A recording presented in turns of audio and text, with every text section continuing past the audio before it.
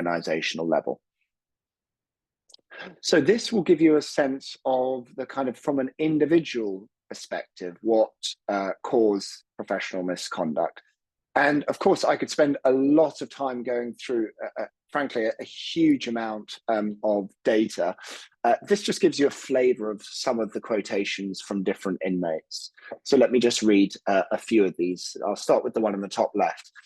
Doing anything else was incomprehensible. The clients I'd helped, people I'd mentored, friends I'd made, I wanted to continue doing that for the rest of my life. I was making enough money already. I never had the need or desire to earn more. The idea of losing that life sent me across the line. So you can see this person here, clearly, you know, they had got into this sort of norm of behaving in a particular way, and anything else just seemed kind of out of question. If we look at the bottom left, this is an interesting one in terms of the grey areas. What we were doing was legal and smart tax avoidance as permitted by law, not tax evasion, which is what they charged us with. I was accused falsely and will continue to fight my charges. So there you can see a sense of denial in the second part of the quotation, but also this sort of grey area between, on the one hand, tax avoidance, which often accountants and tax lawyers are expected to do, versus tax evasion, which is clearly something that's illegal. I'll let you read the two in the middle by yourselves, but let me just focus on one more because of time. Let's look at the far right. No one talked about how we won the deals. All that mattered was winning or closing or the deal as a team. It was a rush our team was addicted to. Money was always there, but it was winning or losing that we really celebrated. So that's very interesting, I think, that quotation, because what it's touching upon as well is sort of how leaders, other people around them, are not really asking questions when things are going well, when things are succeeding, which suggests there's a sort of a cultural aspect to what's going on as well.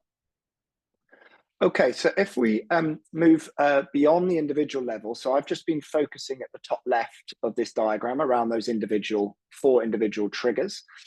But then I want you just to focus on the top middle. What we also found from the data was a whole set of contextual factors, which we term sort of cultural norms. So very particular kind of expectations going on in a lot of these organizations. Second, weak signals. And what that means, and it alludes to that last quotation I gave, is that there's poor feedback coming from managers and leaders in terms of the expectations around behavior, both good behavior, but also when things are unacceptable. And then thirdly, that we found perverse incentives. So where clearly individuals and teams are incentivized to do some things, and clearly there's no incentive to do other things. And so that there's sort of a conflation of kind of economic business expectations with kind of a blurring of that with ethical issues. And that links to the right-hand side, the environment factors, which are kind of more sort of bigger picture. So a lot of people said that they felt there was sort of growing expectations on the regulation side. And many people said to us that actually excessive regulation often has the inverse effect to its intent.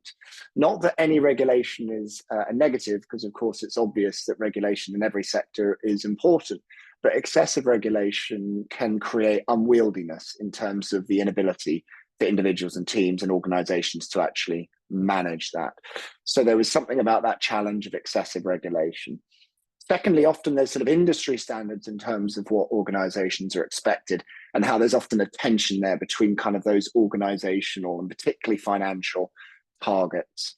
And then finally, as I was alluding to just now, there's also this conflation between making a business decision and making ethical decisions. And often that conflation became very problematic. So that kind of top part of the diagram gives you a sense from our data of the story. Then the bottom half, we then sort of tried to think, well, moving beyond this unique and I think interesting case, how do we explain professional misconduct? And we use this term flawed intuition to explain this. So, and we say there are four factors that really explain this flawed intuition. One is sort of a consistent pattern of instinctive muddled logic by individuals. Second, it's this sort of toxic influence of those three factors at the top, the triggers, at the individual level, the organizational context, and the wider kind of industry environment. Third, a lack of personal reflection amongst individuals and or feedback from others. And finally, and this is really important to avoid the problem going from an individual level to a more systemic team organizational level. It's very important that these kinds of behaviors are addressed or redressed imminently, because this kind of behavior can escalate very quickly if not corrected at both the organizational and industry level. If you're interested in finding out a bit more about this particular study, this research has just been accepted by California Management Review and will be coming out in the next 2 or 3 months. We make a series of recommendations. I've just give 3 here. As I said before, we suggest that the problem lies at the individual, organizational, and industry level, and therefore the solution needs to come there as well. And I think that's somewhat counterintuitive to at least how the problem is presented in the media. Often it's nearly always about a bad apple. There's an intrinsically bad person, and we need to sever ties, they need to be punished, and then the problem's solved. And whilst that's very easy, and individual stories sell very well, that's a rather basic and unsatisfactory sort of explanatory factor for misconduct. So we give a kind of a set of recommendations. So at the individual level, I think trying to understand where individuals are coming from, and particularly trying to identify kinds of support around individual health and well-being. And specifically when you start to identify kind of stress or irregular behavior, because that's often an early signal. At an organizational level, thinking about what are you acknowledging in terms of behaviors, what are you rewarding, and when are you calling out kind of unethical behavior? And, you know, economists would talk about signals. I think that's a really important issue, is like what sorts of signals are you sending for different kinds of behaviors?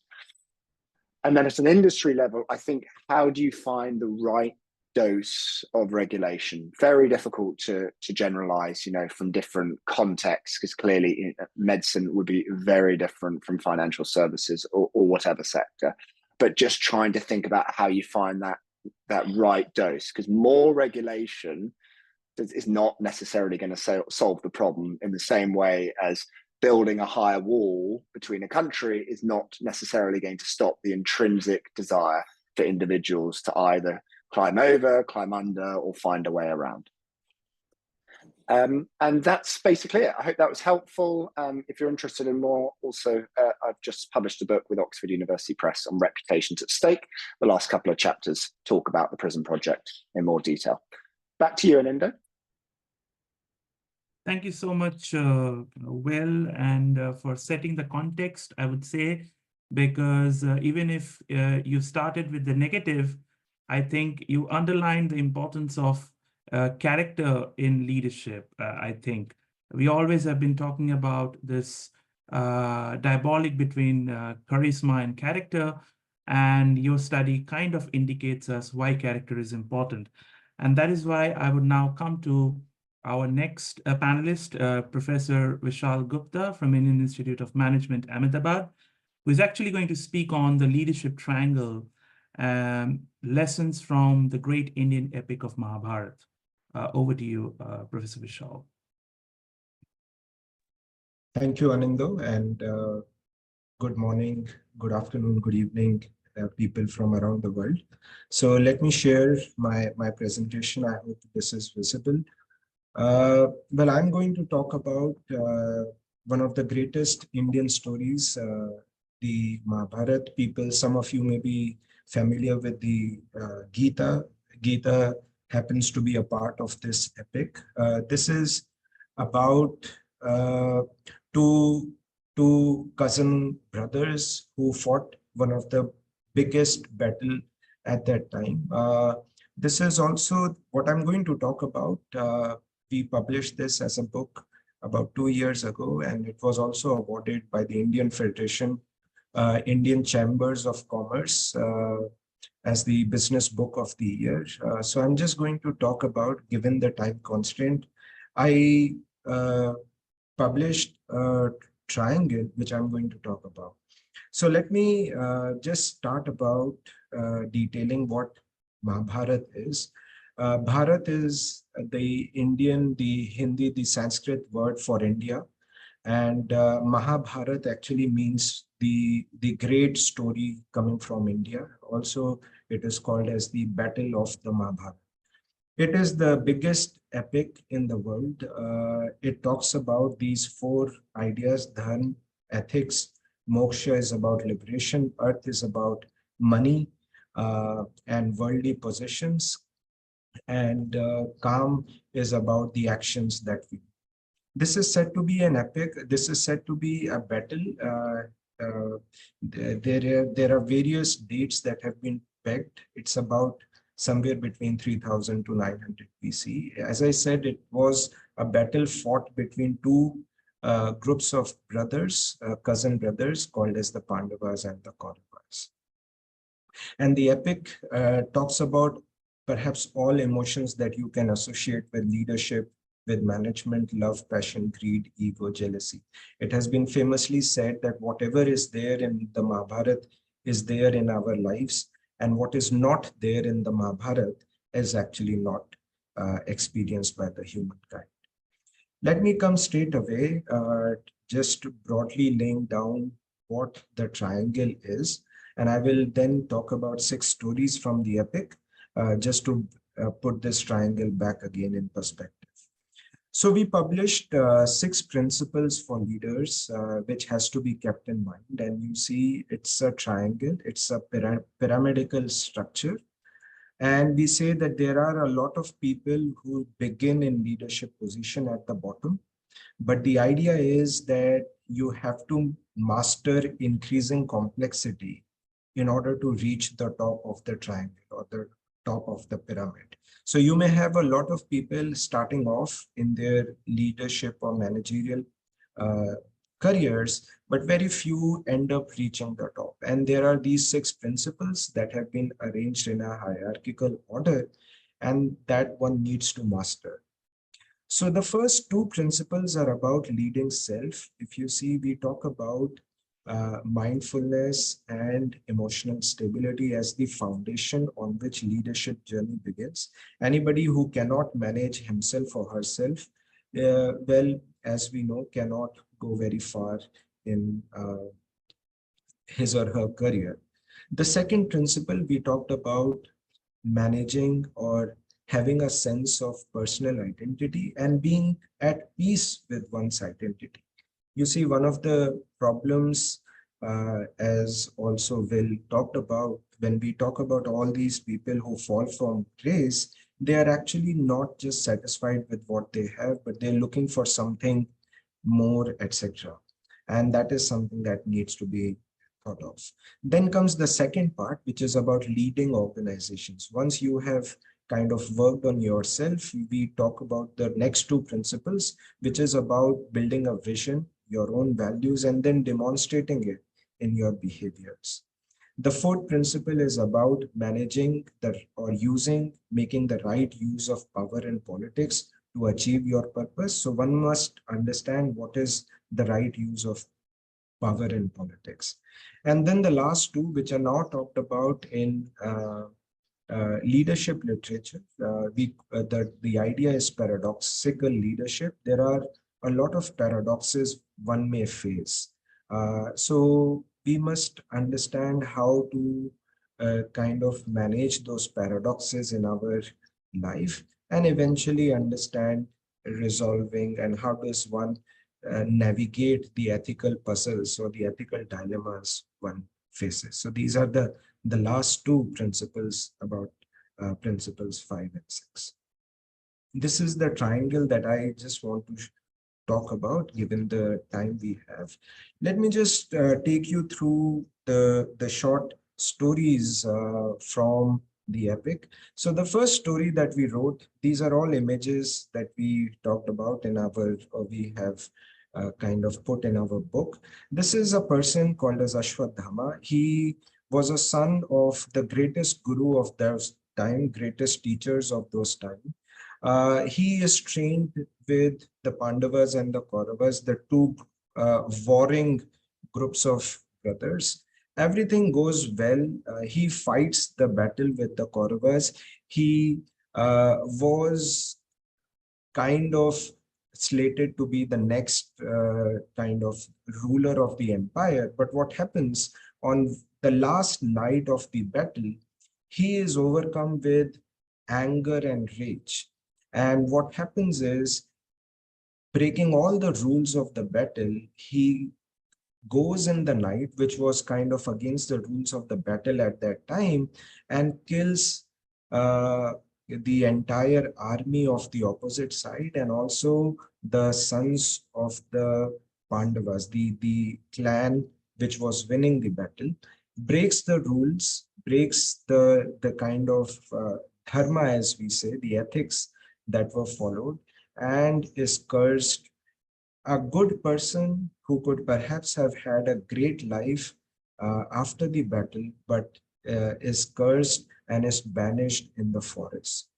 I will not go in further detail, but the first lesson that I want to share using the character of Ashwatthama is, if you cannot manage your own emotions, you may get into these situations very often where things may be going on well for you, but in that fit of anger, in that fit of moment, you may lose control on yourself and do things which you may later repent. So that's the first thing. And mindfulness, there's a lot of research, our own work on how mindfulness can actually help individuals be a little more in control. Then comes the second individual, the Kern, who is again one of the greatest warriors of those time.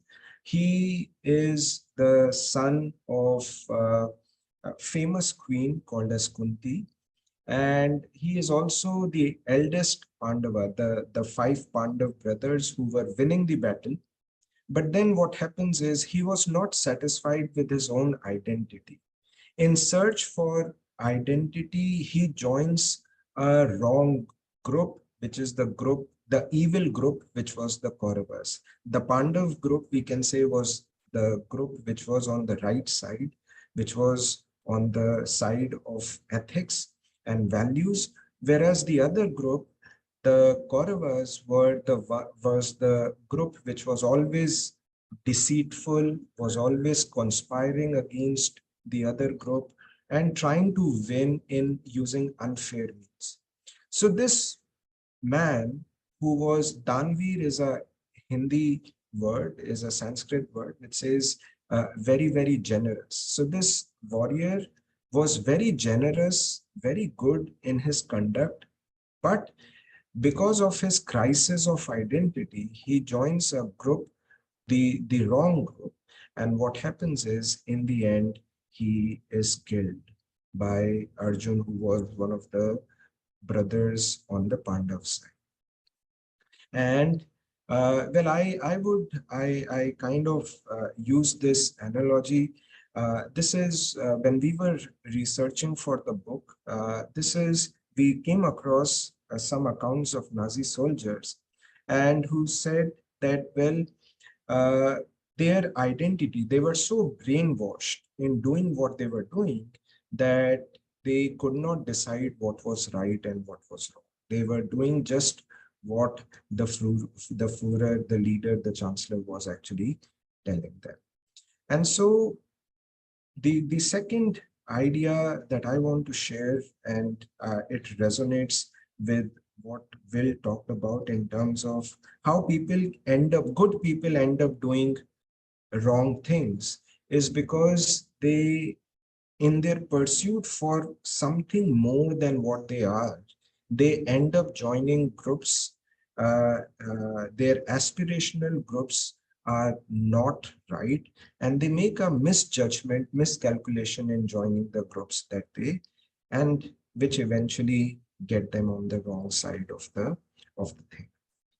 Then comes the third character, Kunti, who is the mother of the Pandavas and who teaches them sacrifice, the value of being fair, value of being truthful, and value of of being loyal to your vision and purpose. So she is a queen whose husband has died. Pandu was the father of Pandavas, but he dies. But this lady fights against the world, fights against the injustice that was done to her sons, and uh, brings up Pandavas, instill values, and suffers with them.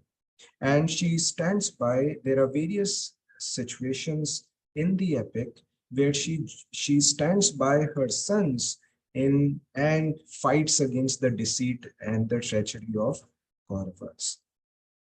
So the lesson here is, and Kunti, even being a female character, I think shows us the importance of having faith in one's values and vision, and putting them in practice, displaying the right behaviors, and building the culture for organizations. And we have some wonderful examples from real life. Indra Nooyi, CEO, ex-CEO of PepsiCo, Jacinda Ardern, the very popular New Zealand Prime Minister, who have in their actions shown the importance of standing up, building a vision, standing up for what they think is right, and then putting that in action and inspiring the people around to achieve better things. The next one is about power and politics, and this is a very, very famous character, Shakuni. Anyone who is familiar with Indian stories, Shakuni is a very, very popular in the epic. Shakuni is actually the person who instigates the Kauravas to kind of conspire and bring down the Pandava clan. However, there is a story associated with Shakuni. Shakuni was actually wronged himself. His set of brothers were actually put in jail wrongly, and it is said that he had 100 brothers, and all his brothers died, but Shakuni continued to live and take vengeance against the uh, the famous grandsire Bhishma, who's a very, very strong character we'll talk about next. However, this person, in his pursuit for taking revenge, he instigates Kauravas and gets them on the wrong side, and ends and kind of is the propellant for this bloody battle that is fought in the end. So I would say that in organization behavior, we say power and politics are neutral in meaning. What makes power and politics good or bad is actually dependent on the goals that one directs them to. Well, we may be wrong, things may have happened in certain manner, but it is very important for leaders to recognize that the power and politics that you are kind of engaging in, you must be very, very sure what are the end goals towards which that is directed. And I would make a submission that one thing that leaders should keep in mind is that they should be directed towards the benefit of others. That is the broader society, broader group, their organization, and not for petty gain. If your petty gain is kind of opposite to the benefit of others, then we say it is corruption. It is a negative act. However, if your power and politics is used towards the betterment of the larger group, then we can say it's a right use of power and politics. And we have two famous examples, Abraham Lincoln, the famous president of America, and then there is a very, very famous scandal that happened in India, Satyam Ramlingam Raju, who kind of fudged the accounts book and then led to their downfall. Let me come to the last two. The Bhishma is the grandsire, the very, very patriarchal figure, very strong warrior, but then he has misaligned goals and he engages in acts which are not right. Abduction of females, Shakuni, disrobing of Draupadi, another female character, and also participates in the war on the opposite side, on the wrong side, the Kauravas side. So a great figure, but does not know how to manage the paradoxes. And so we say that, you see, in your short-term pursuit of being good, do not kind of lose sight of the long-term thinking and always be loyal to truth. So what he does is he becomes truthful to an individual, and he believes he is a loyal servant to the king, and whatever the king tells him, he will do.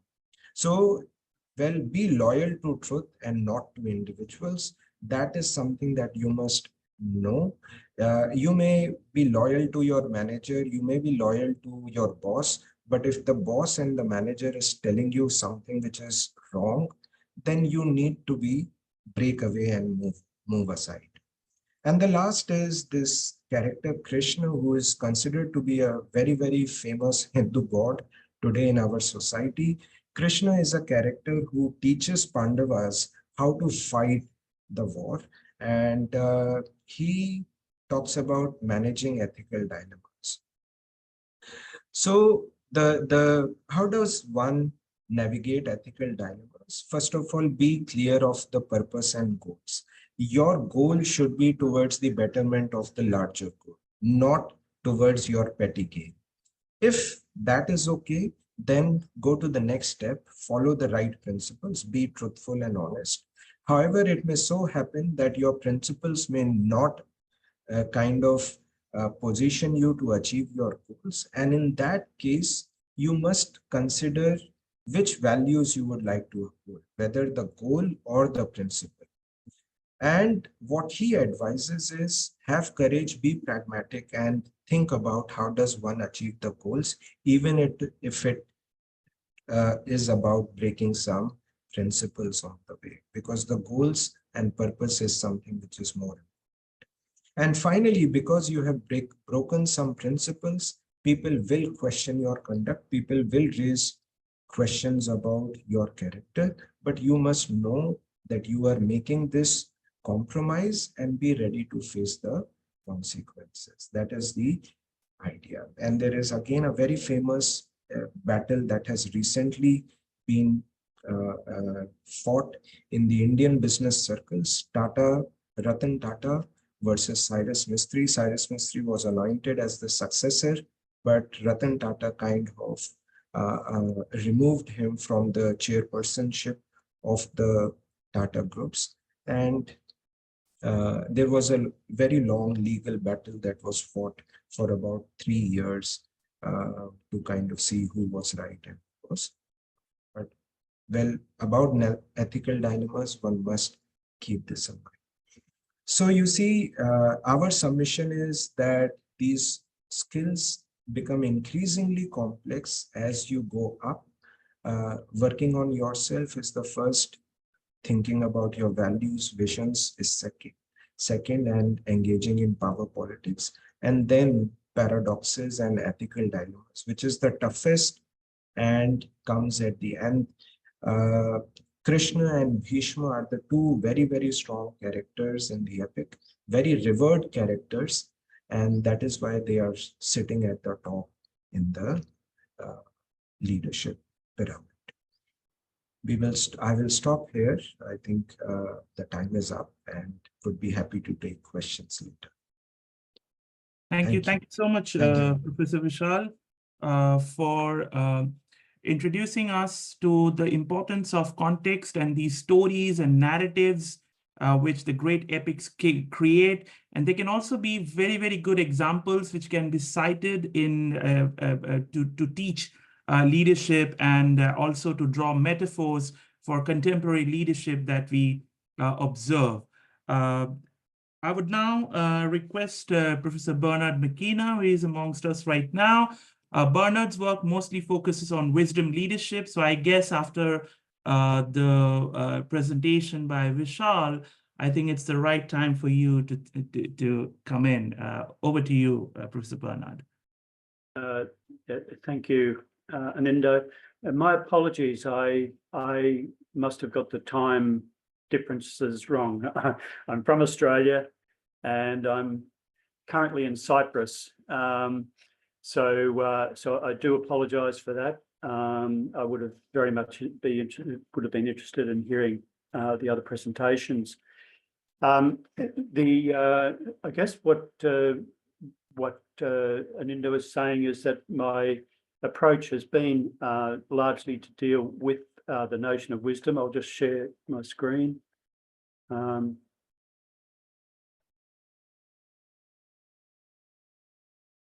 Okay, that's shared now. Yep. Okay. So I'll stick to the 20 minutes. I've got a fair bit to say. I'm actually on the way. The reason I'm in Cyprus is that I'm in a philosophy of management conference, and Vishal, I'd like you to know that I co-edited a book of philosophy of management where we looked only at Indian philosophies. So there were a lot of connections. Okay, so just very quickly, I just want to say, first of all, that we haven't been very successful in meeting the 17 SDGs. My approach, I just wanted to talk about my approach to teaching and how it ties in with wise leadership and how we might do that. And at the end, I wanted to share with you some research that I did with the students that I taught. Okay, so in terms of meeting the SDGs, very bad, very bad. We're just not meeting them at all. I just grabbed the top advanced countries there and the bottom in terms of the LDCs, and we can see that there's red all over the place. We're not doing a very good job at all. Okay, so we know that the 1.5 degree change in temperature is now abandoned. The IPCC scientists are saying that that's no longer possible. If we have a look at these effects at 2 degrees, for example, 8% species loss of vertebrates, 16% species loss plants. And of course, it may go beyond that 2.53, which would be utterly, utterly catastrophic. So, and of course, the poverty issue. So my concern is that we're sleepwalking into the future, and it just worries me. I have 4 children, 12 grandchildren, and I'm very active in the environment movement, but none of my progeny seem to be very interested. And I'm thinking, well, I'm not going to be the one who suffers from what's going to be happening in the future. So I do feel that there is a need to panic. Yes, we do need to panic. But the idea of the sailing boat here is that we don't just create panic in our students. Otherwise, that leads to their belief that they can't do anything. So we need to provide some way forward for them, and that's where I tie this in with wisdom. Okay, just in terms of, I'll skip my teaching approach. I just wanted to say that I do have both a traditional and a critical pedagogy approach. Traditional in the sense that I think Western universities are now performing very badly in terms of lowering standards and allowing many students to get through that really shouldn't be getting through. That might sound elitist, but I believe that we should be having elite universities, not elitist universities. Critical pedagogy simply is the idea that you want to ensure that that power is properly shared throughout the world. A fact that I'm particularly interested in is the idea of conation, which is not a word that's particularly well known, but I wanted to talk about that in terms of the way that I teach for wise leadership. That's a particularly significant word, which I'll come back to. Okay, so what is conation? Conation involves the intentional or volitional act to perform a difficult task. That is, it's a positive effort to convert intention into action. Okay, now, don't be overwhelmed by this, but I just wanted to show you as an example to get over here on the right-hand side to pro-environmental behaviour. you look at all these things that would prevent a person reaching pro-environmental behaviour. We know, for example, that there are psychological variables, climate change knowledge, biospheric values and the like. Then we have various factors that feed into this, social dominance orientation, etc., etc. The degree of moral engagement, discounting effect where people say, oh, it's not quite as bad as you think it might be. Okay, the point is, I don't want to be spending all my time explaining this. I just wanted to show you how incredibly difficult it is to get from forming an intention to act, which is here, to actually doing the action, which involves conation. And that's what I wanted to talk about today in terms of the way that I teach. Okay, so picking up on Vishal's point about the Indian wisdom being concerned with the benefit of others, that's exactly what eudaimonia from Aristotelian philosophy says. It's the telos of wisdom is human flourishing. Okay, so it's the use of good judgment informed by virtuous principles to act in a way that enhances eudaimonia, which is social good. Okay, so teaching wise leadership in practice. My colleague and I, Ali Intizari, and I taught the Master of Business Leadership major with many international students. We use both a traditional pedagogy in that we teach all the theories of leadership with a textbook, but we also involved a radical pedagogy by using an Aristotelian approach. And what I do in the first lecture is that I ask the students the question, what would you like said about you on your 70th birthday? And we use Padlet to gather all the students' responses, which we then sort into themes for the following week. And these were the student responses. They come up as selflessness, fairness, love, integrity, mutual respect, social responsibility. There's nothing there about making heaps of money or becoming really powerful. And I don't know whether you can read these on the right-hand side. These are just some of the statements that were made by different students from different backgrounds, Vietnamese, Chinese, Indian, Australian. So it was really interesting when we just asked the question without going in with a big ethics approach and talking about deontological and utilitarian, all that sort of stuff. We say, what do you want? And from that, we're able to derive the values that they have developed. What we also do is that we provide a survey for their reflexive awareness over the course of the semester. We do a Hexaco personality scale. We do the Schwartz value scale and emotional intelligence, environmental orientation, positive and negative affect, and the Webster wisdom scale. There's about 5 or 6 wisdom scales, but Webster is one of the most widely used. It has 5 subscores: life experience, emotional self-regulation, reminiscence, would you believe, humour, and openness as factors of wisdom.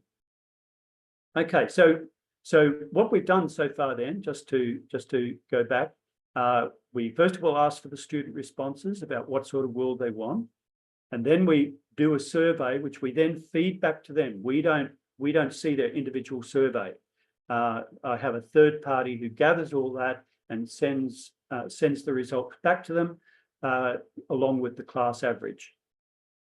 Okay, so the point that I'm making here is that in order to be wise, one has to be practical, one has to embody wisdom. And I've written about this in various places. There's one that I've mentioned. Okay, so what it means is that it adopts a phenomenological approach based on the Stoic philosophy of living being. That is, knowledge cannot be dissected from virtue. Our physical sense perceptions help us to shape our mental representations. It's very interesting in theories of morals now that, there's a very strong suggestion of people like Jonathan Haidt, for example, who talks about the tail wagging the dog. That is, that our initial response to moral situations is an emotional response, and then we backfill that with justification, a philosophical justification for why we did that. So embodiment is extremely important, and so the developing of virtues along in the way that Aristotle talks about is extremely important. Then that if you are going to respond to a situation in a particular way, in an emotional way initially, and Aristotle does not speak against emotion, he says what you should do is say, why did I feel that emotion about that experience? Okay, so so we're looking then at embodiment through the notion of conation. Okay, so just to share some of our findings here. As I said, we identified their values, and we've I think you'd all be familiar with the Schwartz value scale. And so what we found then was that transcendence values are more important than self-enhancement values for these students. I think that's a really, really important thing, because there's so much that has been written about business students being, only interested in making money, being powerful people, king of Wall Street, et cetera, et cetera. It was amazing that transcendence values were the strongest values. Security was obviously an important one for them as well. Okay, now I think this is a really interesting scale, because we also, with another survey with 433 business students, we included a narcissism scale. And what we found was that wisdom predicts self-transcendent values, as I've just said. Narcissism predicted stronger endorsement of self-enhancement and weaker endorsement of self-transcendence. Low wisdom scores showed weak endorsement of self-enhancement values. Now, I don't know if you can see in this diagram, but the red area is the area of narcissism, and the blue area is the area of self-transcendence. And so you can see how universalism, benevolence, self-direction, and even stimulation are quite high, whereas for the narcissists, power and achievement are much stronger. Now, we thought that was a particularly interesting finding. We haven't been able to get it published yet because it's a cross-sectional data, and most journals don't seem to like cross-sectional data. But anyway, we thought it was an interesting finding. Okay, so can wisdom help? Well, with another colleague, Roberto Biloslavo from Slovenia, and this is the paper I'm presenting this week, we developed a developmental model of wisdom. That is, that there are 4 aspects of wisdom. There's obviously cognition, and the interesting thing about cognition is that there is not a high correlation between intelligence and wisdom. In fact, sometimes with high intelligence, you actually get some really, really unwise things being said. In fact, Robert Sternberg, who's one of the gurus of wisdom, wrote a thing, why do smart people do stupid things? So cognition is important, obviously, because you've got to have the capacity to think rationally and to take into account other things. Obviously, in my theory of wisdom, morality is extremely important. Virtue is the basis of Aristotelian wisdom. And then we have affect, which I've mentioned before, which is the emotional response. And that is, as I said before, emotional regulation and emotional awareness is an extremely important aspect of wisdom. And then finally, we get to the conation point that I was talking about, namely getting to actually do the action. So, I won't go through those things, but you might just like to quickly have a look at these things that that the literature tells us, that low integrative complexity in cognition is characterized by rigid black and white thinking, intolerance for ambiguity and uncertainty, and a desire for rapid closure. Now, my colleagues and I did a survey in the 2020 presidential election, and what we found was exactly that rigid black and white thinking, intolerance for ambiguity, correlated very highly with voting for Trump and had an inverse relationship with wisdom. Okay, so the other thing that I'll just quickly say about affect is that the neuropsychology is doing some amazing work at the moment, looking at the different aspects of our brain that balance out these things. If we were simply task positive, then we would just purely analytical, and we would have no moral dimension to it as well. I know I'm rushing through this, I'm sorry. So I just want to get to get to the final point, that what we found was that I think I've skipped a thing that I wanted to share. No, it's not there. Okay, I just wanted to share with you a point about the way that we teach. When we give the students back their values, we then ask them to spend 2 weeks doing something that enacts values. It's up to them what they do. Some of them go vegan for a week, some catch public transport instead of private cars, some try to go without plastic for the week, etc., etc. So what you can see, what we're trying to do here is to say, well, how did your enactment of virtue actually go? And we say to them, even if you fail, that's very useful because you can reflect on what it is that prevented you from enacting your virtues. Similarly, with conation, what we do is to say, we want you to do 2 weeks of some physical, something that physically pushes you. Some of our Chinese students say, oh, I'm going to run, 15 kilometers, and because they come from big, dense cities, they haven't run much in their life. And we say, no, you're not. You're going to do some run, walk, okay? But, okay, what I'm saying is that we get them to do something that's outside their normal physical regime. And they try to do that for 2 weeks. Again, what do? They do things like rock climbing, internal rock climbing, a lot of run, walking sort of stuff. One of my favorite ones is a Muslim woman who had the full headdress, and she did paragliding, which is you get pulled behind a boat, and you have like a parachute that carries you through the air. So there she was, doing paragliding for the first time in her life. Okay, so what I'm saying out of all of that is that we not only teach what wisdom is about, but we actually get them to enact, first of all, their values over a 2-week period, and then we show them how difficult conation is through a physical activity.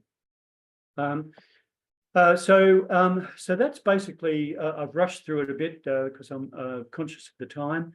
But I just wanted to show you that that I think there is a place to be able to teach wisdom in the curriculum, and to do it in a way that actually begins with their virtues, which I think that we can be quite confident about, and then also to look at how difficult it is to be cognitive, to move from intention to action. That's the crucial point. Okay, so I'll leave it there. That's basically what I wanted to talk about. Thank you so much, Bernard, for your presentation and kind of highlighting the point once again that sometimes it's not good to be a preacher teacher. It's better to start with what the students are also thinking about, and how they look at values, and how they look at the issue of sustainability in general. And perhaps that could be one of the starting points whenever we think about creating different kinds of pedagogical interventions. Thank you so much, Bernard, for that point. I would now quickly jump into Professor Graham Ward from INSEAD, who is going to talk about leadership development in a dystopian world. Over to you, Graham. Thank you very much. Anindo, do you see my screen? Yes, we can see your screen clearly. Perfect. All right, good. Well, thank you to the previous speakers as well, because I think what I'm going to say maybe picks up on some, if not all of it, in different places.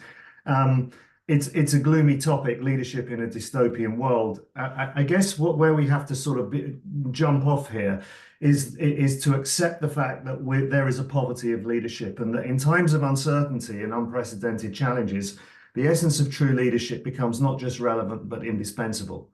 What I see is a fragmentation in human relations. Social media has come to dominate the way we relate to each other. Remote working and hybrid working has further disconnected us from each other. And the sort of the panoply of electronic processing means that there are even fewer opportunities during our normal working lives to truly experience the human moment. Look at us all now. We're sitting separately from each other in other parts of the world. We're not deeply connected. And so, therefore, of course, in organizations, leadership's the glue that holds everything together, especially when the external world is so fractured. If markets are volatile and social and political landscapes are shifting, organizations look more to their leaders for stability and direction. And it's not just about, therefore, making decisions, but it's also about providing hope, providing a sense of a better future. And ensuring that people do feel connected to a common goal. And it's a responsibility that leaders have to navigate through this current turmoil, whether it's geopolitical or whether it's just purely political, or even the difficulties that organizations are facing, to maintain a sense of cohesion and purpose within the organization. And so therefore, it requires clear vision, an ability to communicate that vision compellingly, a future that's inspiring and also attainable, and to give direction and motivation for employees and see beyond the immediate challenges and a little bit further into the future in order to create long-term value, whether that is pure profit, which it isn't just pure profit, or whether it's value creation in a social sense. If you're working in a hospital, how do you do that? So what we need, of course, is for leaders not only to concentrate on themselves, although I'm going to talk about that in a few moments, but also to build strong, cohesive teams. And that success will rely on a kind of collaborative and collective effort. And leaders will generate the ability to create a sense of community within an organization, which will encourage communication, mutual support, ownership, accountability, and shared responsibility. It's an environment where everyone feels valued. It's an environment where people feel empowered to deliver their best. But this is no easy task. This is really difficult. And it's great from the textbook, but how do you do this? And I'm going to suggest a couple of things before I get into the nuts and bolts of what I think really good leadership education looks like at the moment.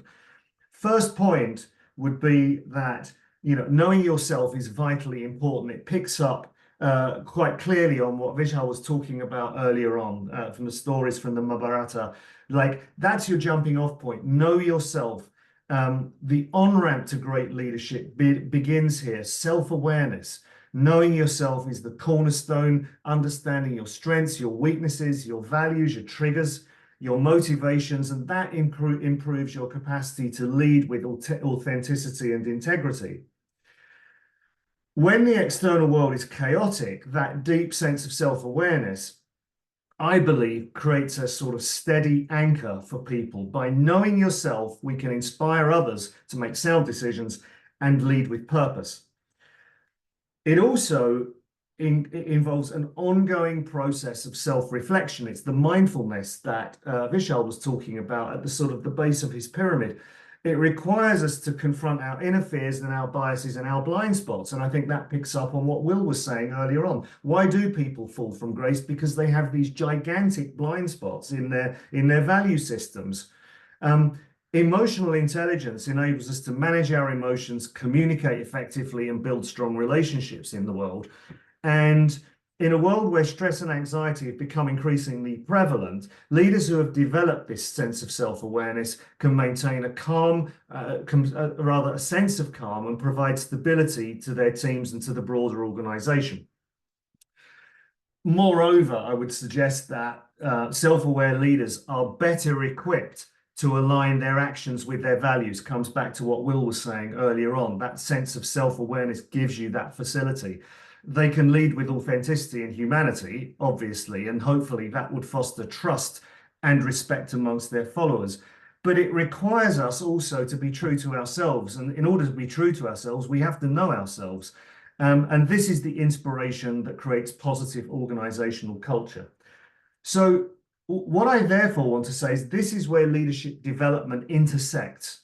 That good leadership development is at the same time immersive, experiential, and challenging. I mean, I guess that picks up on what Bernard was saying a few moments ago. You know, it's this idea of conation, like doing the difficult stuff.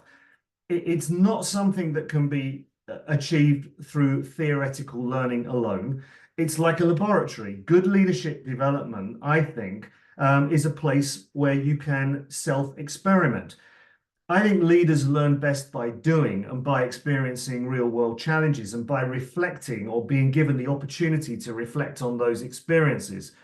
And that's why leadership development programs that emphasize both experiential learning, coaching, and deep dives into group dynamics are so profoundly effective. Working in groups allows leaders to learn from diverse perspectives, to practice collaboration, build strong networks of support.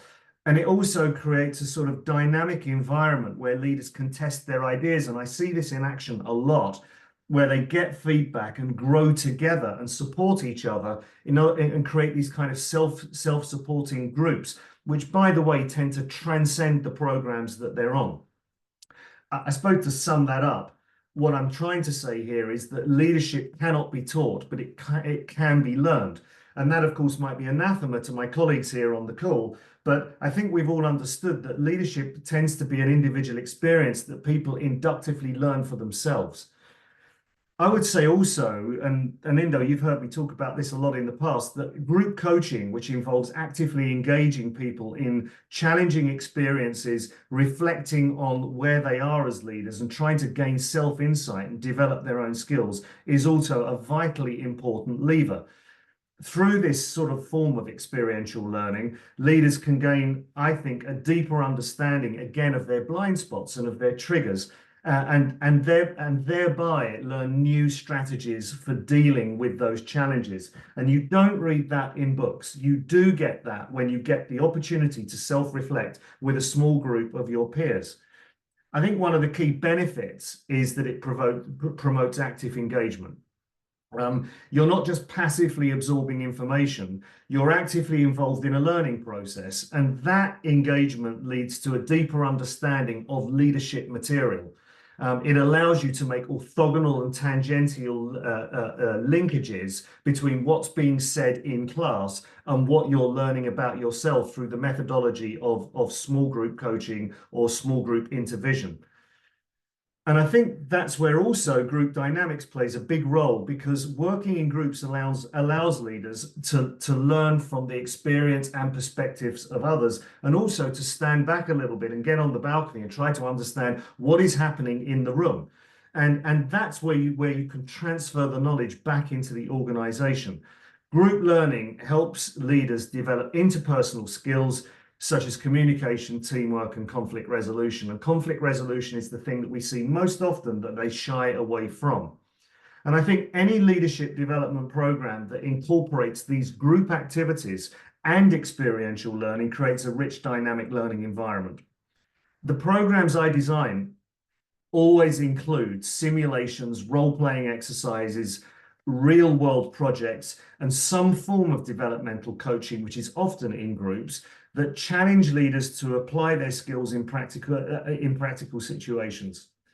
And by working together, thereby they can learn from each other's successes and failures. So make each other a little vulnerable, understand that not everyone is superhuman, and that misery loves company, which is something I like to say in class very often. It's like, wow, I didn't realize that everyone else was as bad as me. That can be kind of somehow quite comforting.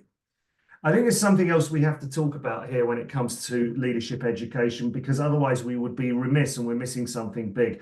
There is another industrial revolution which is right upon us. And that advent of artificial intelligence is transforming the workforce and it creates both opportunities but also uncertainties.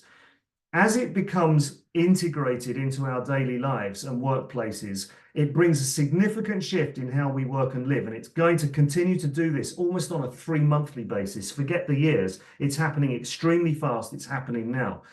This technological revolution is creating huge anxiety amongst employees who fear job displacement and obsolescence. And in this scenario, thoughtful leadership becomes crucial. Leaders must not only embrace technological advancements, but also address the human side of this transition, the human side of the organization. They have to find ways to reassure their teams and also provide upskilling opportunities and foster a culture of continuous learning.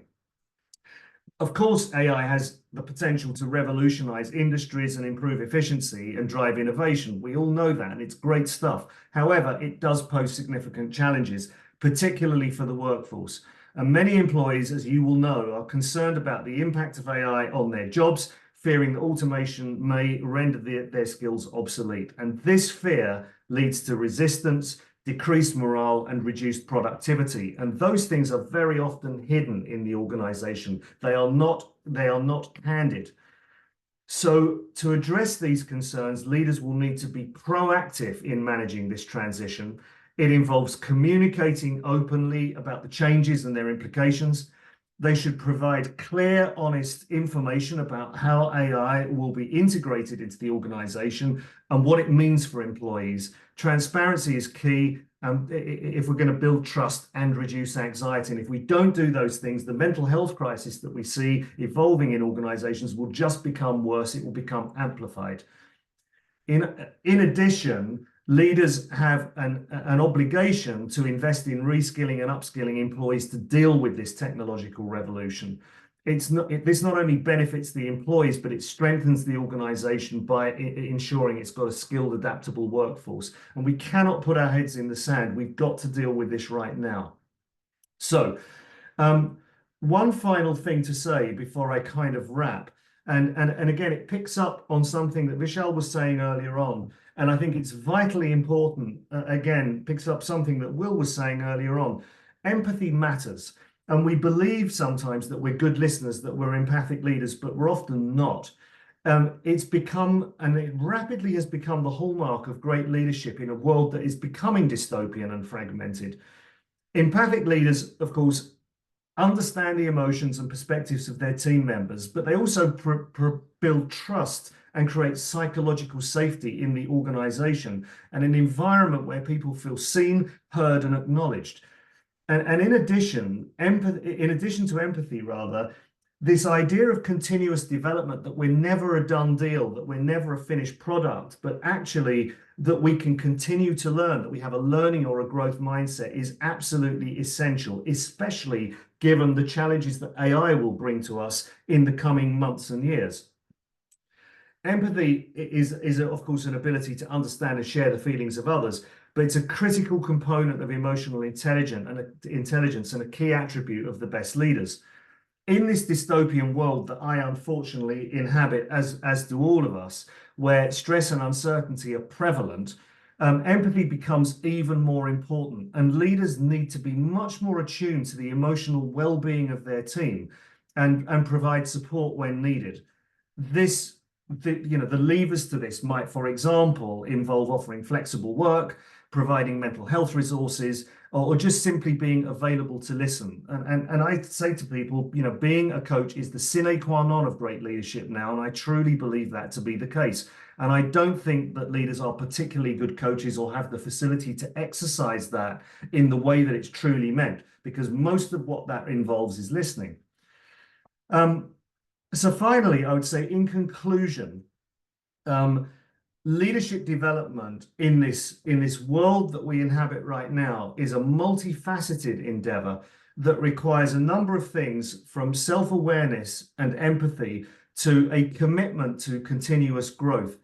It's not only about understanding oneself deeply, but also leading with authenticity and integrity, and being able to deal with the paradoxes that Vishal was talking about earlier on, right at the top of that pyramid, because we live in a paradoxical world. We live in almost a post truth world. It's about recognizing what the critical role of leadership is within organizations and within other social systems during this time of chaos that we find ourselves in, where there is a poverty of leadership and a poverty of truth. And also about navigating the uncertainties brought by this new industrial revolution that we're experiencing and other technological advancements that will undoubtedly coincide with that, with a sort of thoughtful and compassionate attitude. Finally, I would say embracing a kind of immersive and experiential learning program, recognizing that the best leaders are those that continually develop and grow through developmental experiences rather than just through academic learning is really important.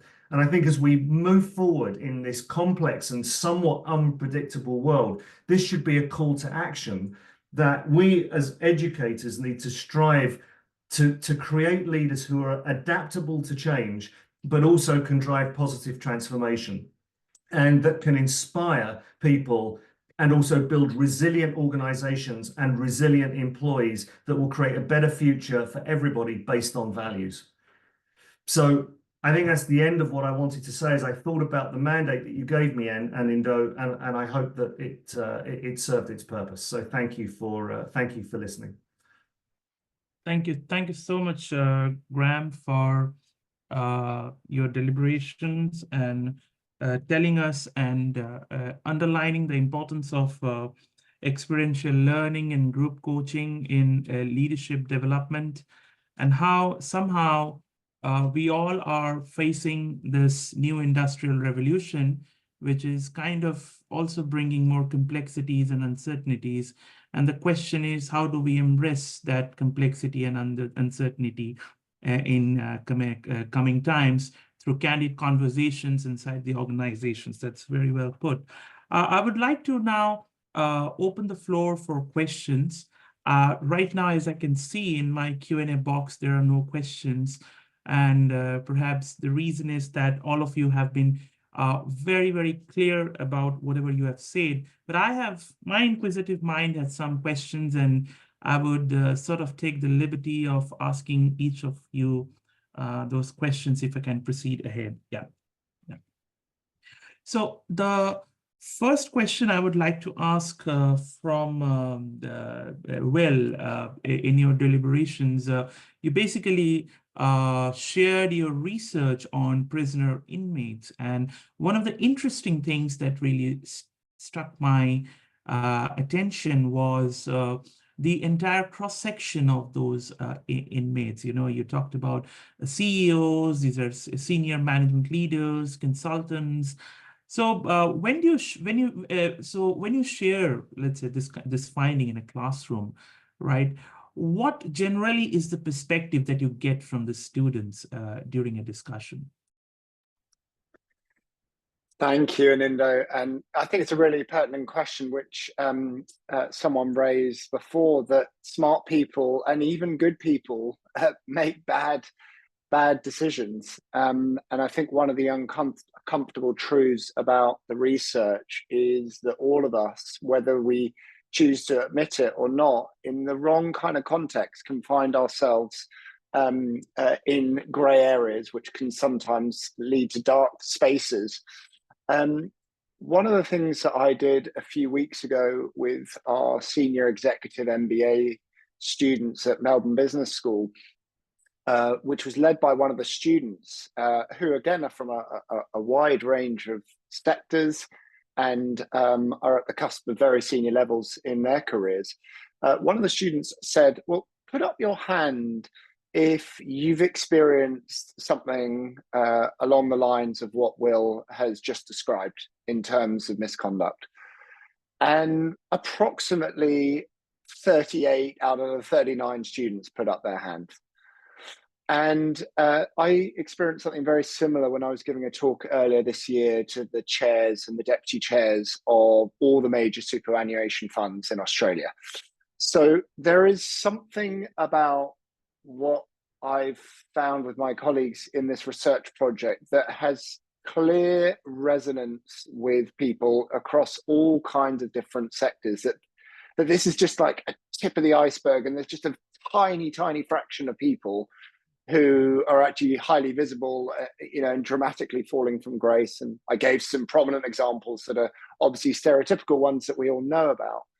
And that's really scary, I think, by the way. But it's extremely instructive in terms of recognizing that this is an issue that we need to address. I think Graham and various others have kind of very helpfully kind of brought to the fruition in terms of how we need to think about leadership development, because the issue is really urgent. And having visited the prison myself several times, which on the one hand, visitor days, is a happy day because people are being able to see their family. I wouldn't wish to impose or for anyone to experience that kind of life when you've got young babies, young children and spouses, having to kind of visit loved ones in those kind of situations. So in some respect, I would love everyone to have had that lens that I had, because I think it would help to kind of move towards better decisions. So I think it's a rife problem that we need to address with urgency. Thank you. Thank you so much, Will. Vishal, you talked about, you brought a very pertinent paradigm, which is paradoxical leadership. And one interesting thing which I saw is that it comes after the point of leading yourself. So after leading self, you come to the paradoxical leadership. So how do you take your students there? I mean, you also teach a classroom which has people coming from various different industry backgrounds with mixed set of experience, someone early in their career, someone in the mid stage of their career. So how do you kind of calibrate your delivery, and how do you ensure that they understand this notion of paradoxical leadership? Yeah, so I think it is largely about getting them to do certain exercises and then reflect on them. So we do simulations in which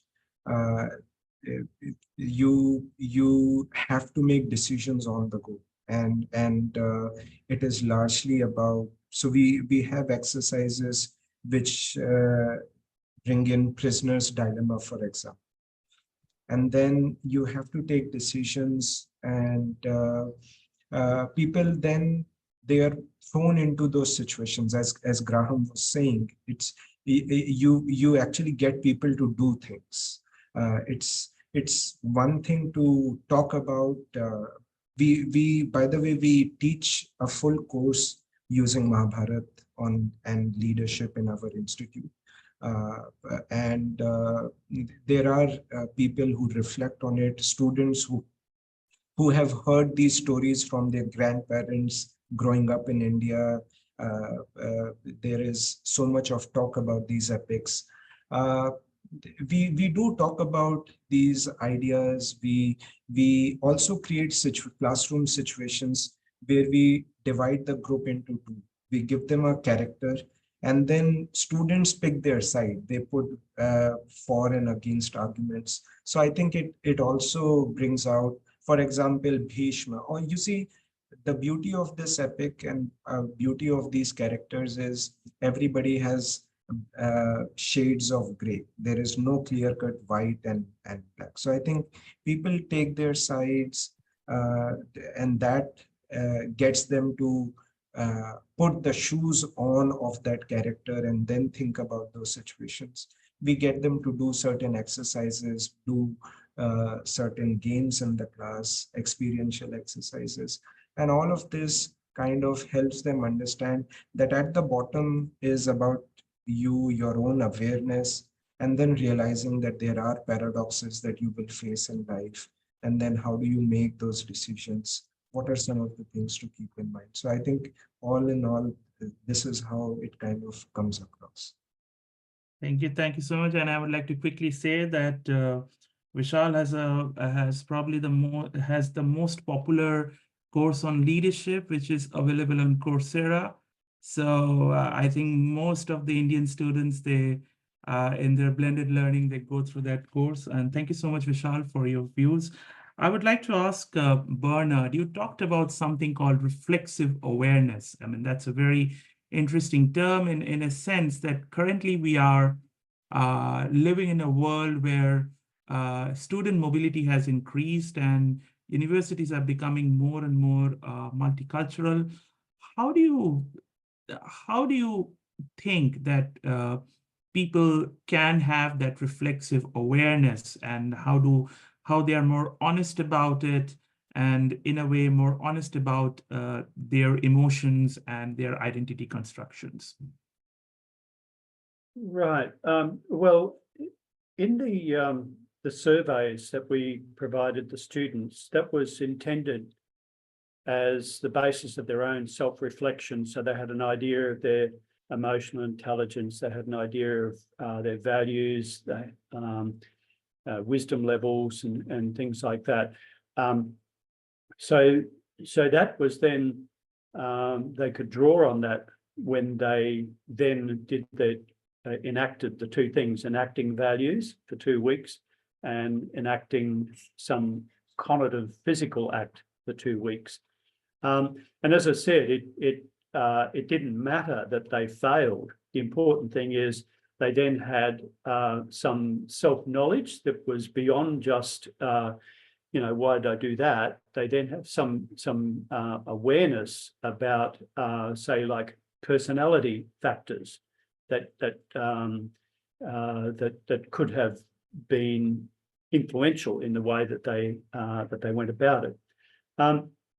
So yes, I think I get really annoyed, I have to say, with what are called reflective essays in universities. I think they're just a way to give students an easy 35 out of 40 marks. You need to know how to do reflection. You need to know, what are you reflecting on? What are the components of my own body and my own psyche and my own emotions? What is my telos? What is my teleological purpose? Unless you've got some of those things lined up and brought to your attention, then doing those sorts of reflective essays, I think, are a complete waste of time.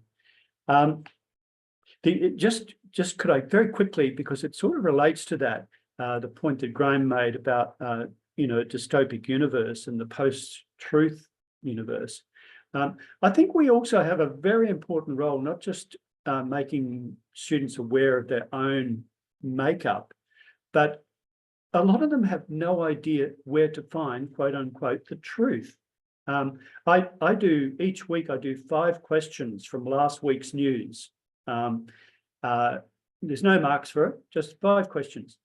And the best student got 30% over about 6 weeks. They got about 9 out of 30. That was the best. A lot of students' knowledge of politics, of economy, of environment is diabolically low.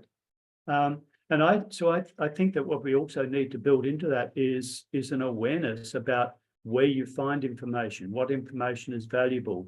Don't go chasing down some stupid thing online that provides all the answers. So anyway, I'm getting off the point, but I think I've answered the question about reflectiveness. We need to give them the tools about themselves in order to reflect sensibly.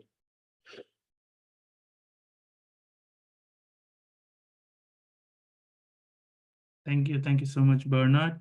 And I would like to now ask Graham that you have been quite an active advocate of group coaching, I would say, because and I understand that many a times when you put them into role plays and exercises, or you ask them difficult questions, it may not be comfortable for them at times. So how do you kind of ensure that in a classroom setting, when you are, let's say, in an executive education program with executives, how do you kind of carefully calibrate this situation where people might become uncomfortable and may not share the real self to you?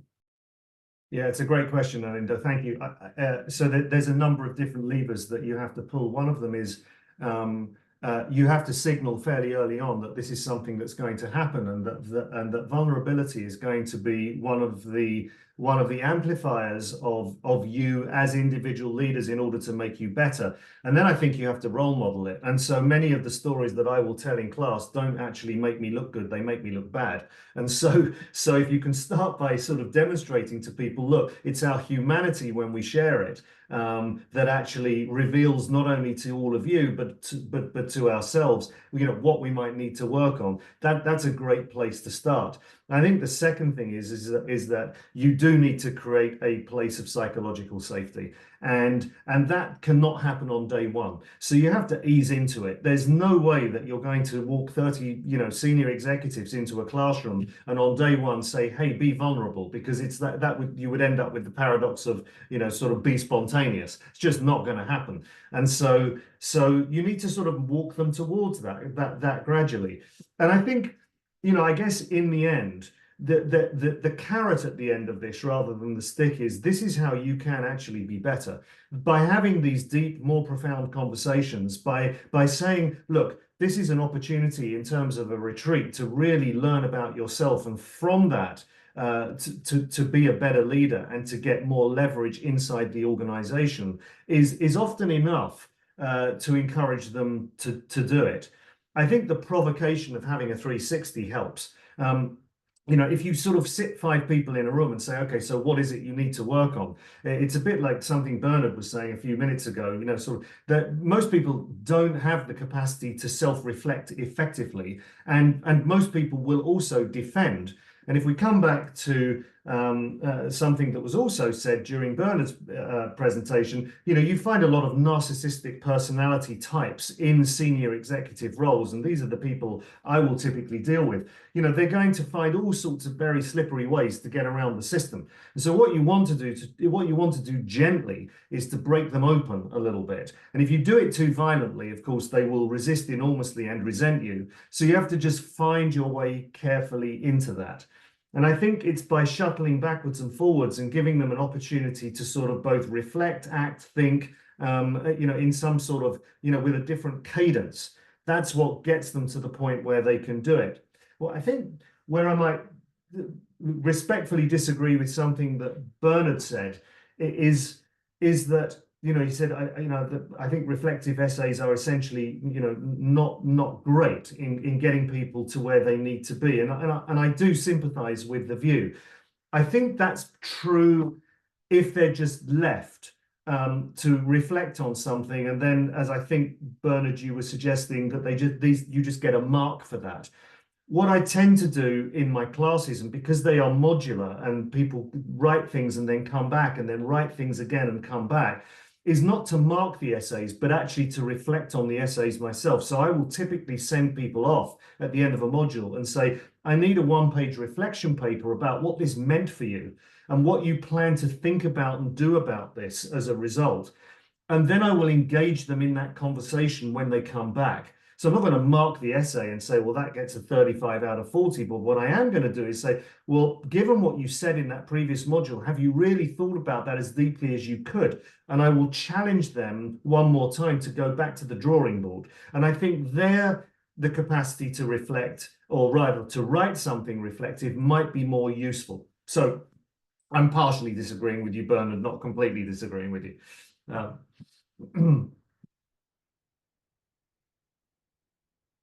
Thank you so much for the view. I think we have come to the end of the session. This is going to abruptly end anytime. So thank you very much to all the audience who was here.